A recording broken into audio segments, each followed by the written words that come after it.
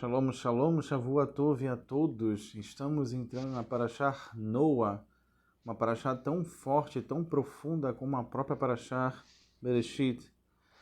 E essa é a segunda Parashá do ano, logo após os nossos Hagim e logo após o início do ciclo da leitura da Torá com Bereshit, que é muito profundo, uma Parashá que tem toda a Torá, que inclusive é um dos blocos dos ensinamentos da Kabbalah, Maseh Bereshit, que são os princípios e ensinamentos da formação da criação do mundo ou dos mundos.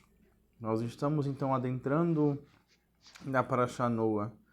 Mas para falar da Parashá Noah, que tem uma relação com Lanuah, Noah, que menuchá, de descansar, temos que perceber que na vida, assim traz a Hassedut, nós temos que ser extremamente gratos, termos karatatov, gratidão com o Criador, porque passamos por um dilúvio de acontecimento e aqui nós estamos. Nossa geração, passamos por uma infinidade de circunstâncias, entre elas a própria pandemia, e todo aquele que nesse momento escuta esse shiur pode ter certeza que é uma pessoa que recebeu o direito de, assim como Noah, após 120 anos construindo a Arca Teva e passou por uma geração adiante, nós também conseguimos passar por uma geração adiante. Tivemos conhecimento de muitas pessoas que perderam entes queridos, familiares, amigos, e a todos esses vai o meu sentimento de que eles possam ser lembrados conosco, nessa nova geração, nesses novos passos que podemos dar aqui nesse momento. Mas na gratidão de cada dia que se passa, a cada dia que quando a gente acorda e a gente olha e a gente pensa para falar Modéani lefanecha melechai vekayan shehesh ezatah benishmati bencha ben hamlar abai monatecha. Esses 86.400 segundos da gratidão de mais um dia dessa possibilidade de estarmos aqui. E como nada nesse universo, nada que Kadosh Baruch Hu faz é por acaso, nessa Parashá e o próprio Balatânia traz que temos que vivenciar a Parashá. Logo a Parashá começa com Ele Toledot Noah,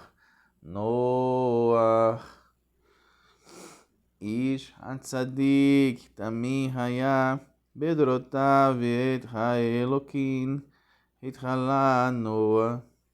Essas são as gerações de Noah, e se repete mais uma vez Noah. Ele era um homem justo e íntegro. Olha que bonito. A grande pergunta, e assim traz o Zohar e o próprio Rashi, como Abravanel, o Gur Aryeh, trazem entre os questionamentos por que ele é considerado como um tzadik naquela geração. Um dado interessante é que ocorreu 40 dias do dilúvio. 40 dias equivale à formação de um feto. E assim como aquela geração teve transgressões relacionadas a imoralidades que ocasionavam de nascimento de filhos impróprios, aquela geração teve que ser gerada no novo dilúvio.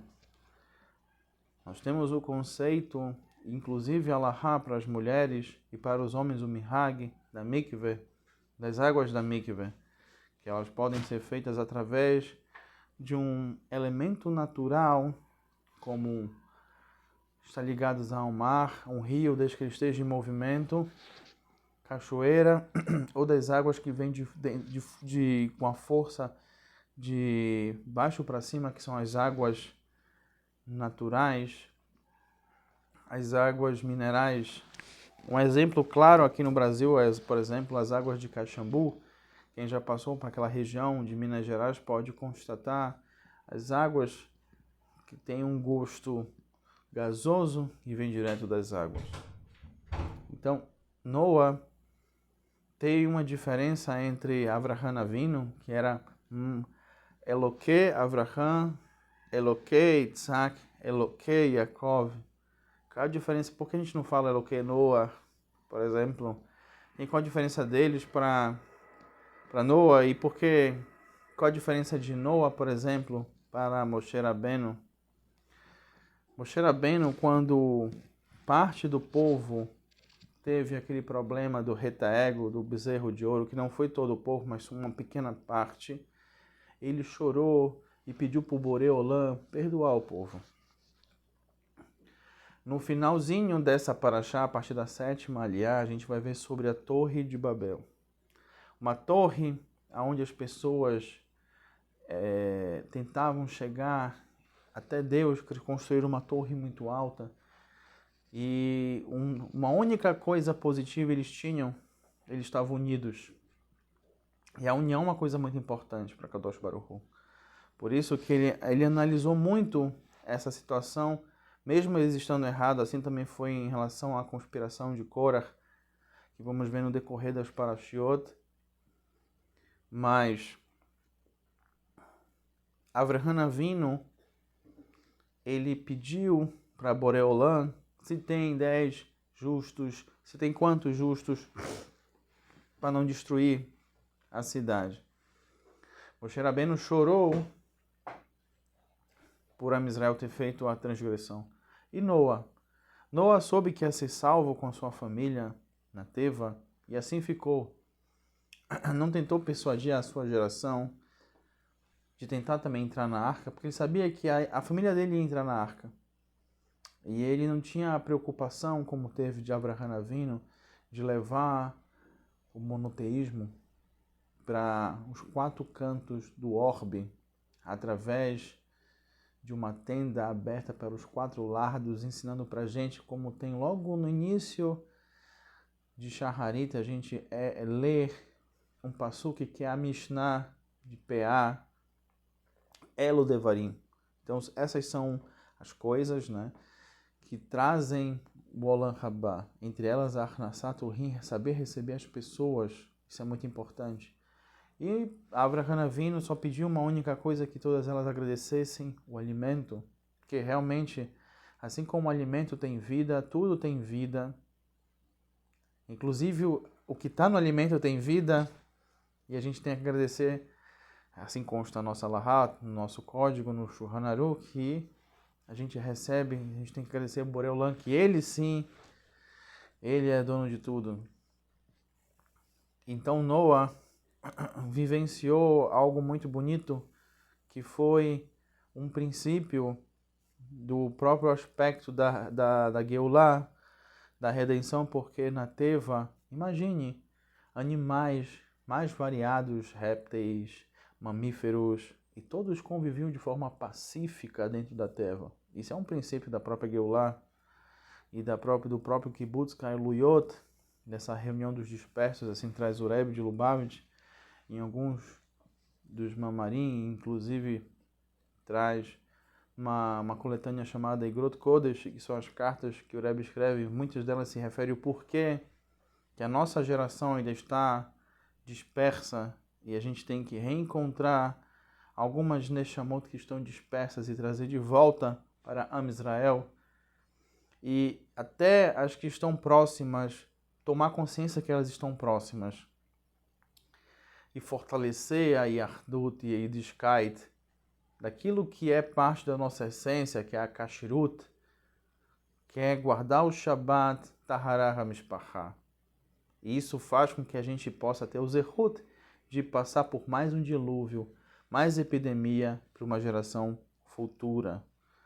Então a ideia de Noa é saber que, independente do que ocorra, nós temos que manter a nossa emuná no Boreolam e saber que, se for necessário, a gente tem que fazer construções, como a construção da Teva, que equivale a 120 anos. Depois a gente vai encontrar que esse número é um código, e a gente fala e a gente deseja para as pessoas, quando elas fazem aniversário, na tradição judaica Ad Mea Ezrin, que você vá até os 120. Então isso também é um código. E esse código é que a gente possa ter sempre Karatatov, gratidão do que acontece dos nossos dias e da gente poder chegar até os dias de hoje. Como traz a Berachá de Shehriano, né, que nos fez chegar até esta época. Você já parou para pensar que é interessante também sentar e fazer uma seudá rodar, uma seudá de agradecimento, porque com tantas coisas que aconteceram, você está nesse exato momento vendo o vídeo. Significa que você tem a possibilidade de continuar a sua jornada tão bonita rumo ao conhecimento da Torá Kedushá. E o Noah, para os não-judeus, ele traz a importância do Sheva Mitzvot, as 7 mitzvot que o não-judeu deve realizar. E, a partir dele, ele recebe da tradição e permanece e perpetua a tradição às gerações posteriores. O próprio Zohar traz essa importância da gente também tem que olhar e deixar e contribuir. De que forma a gente pode contribuir com a nossa geração? E com isso eu lembro duas coisas muito interessantes que hoje cheguei a conversar enquanto fazíamos Havruta de Tânia, eu com o Rav Mandelbaum, e um dado momento eu me lembrei em relação a um shiur que eu escutei referente a um Posek Alahá, Tzadik Zichrono Livraha, Rav Moshe Feinstein. E quem trouxe esse que foi até o Rabino numa Seudá Shelishi, o Rabino que fez permear, né, Efraim Birbal, permear o que é a essência humana, o que é essa conexão que temos com Boreola. Então, em determinado momento, o pai viu o crescimento do filho, e isso é muito bonito, que o filho teve contato a uma educação judaica, estudou em colégio judaico, foi para Israel, se tornou um Talmid Chacham, e ele volta para visitar o pai nos Estados Unidos, e o pai começa a querer comer caché, começa a querer entender o que é parve, o que é halavi, o que é baçá, começa a separar kelim, porque o filho vai visitar o pai e ele tem que se esforçar nesse processo, começa a colocar kippah, começa a procurar onde estão os seus tefilim, o seu par de tefilim para ir rezar na sinagoga, aproveita que o filho vai num sofá para revisar as suas mezuzot.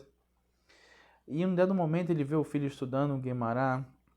Ele fala, filho, eu também quero estudar Guemará. Ele fala, percebe, pai, vamos sentar, estudar. E com muito ratzon e com muita vontade, o pai conseguiu terminar uma única página, um único daf, Maseret Brachot, logo no início. E ele falou, uau, eu vi que quando a gente termina algo em relação à Torá, a gente tem que fazer uma festa. Ele falou, pai, que é isso? A gente faz isso quando a gente termina uma Seret, né? Toda uma coleção de tratados, não uma única página. Eu acho que a gente tem que consultar os sábios da nossa geração, que inclusive também é um malahá. A gente tem que respeitar aquilo que os nossos sábios da nossa geração trazem, inclusive do nosso Makom, do nosso local. Existe uma malahá que a gente tem que respeitar aquilo que eles trazem. Então assim foi, o pai foi conversar, nada mais, nada menos com o Moshe Feinstein, chegou. Eu estudei um daf, eu posso fazer um C1? Ele falou, Beta, claro que você pode. E eu vou fazer, te ajudar a fazer esse C1 tão importante. E assim foi. Ele falou um pouco do que ele aprendeu, uma certa brachota, etc. E o Moshe Feinstein fez um grande shiur, todo mundo ficou muito feliz. E no outro dia, o pai amanheceu morto. O filho procurou Moshe Feinstein, eles foram no cemitério, chamaram os especialistas, foi feita a tahará, tudo certinho. E o Moshe Feinstein falou, eu vou fazer o esped, eu vou falar um pouco em relação ao teu pai. E toda a comunidade reunida, ele fala: hoje conhecemos uma pessoa que ganhou o Olam Rabá com um único daf.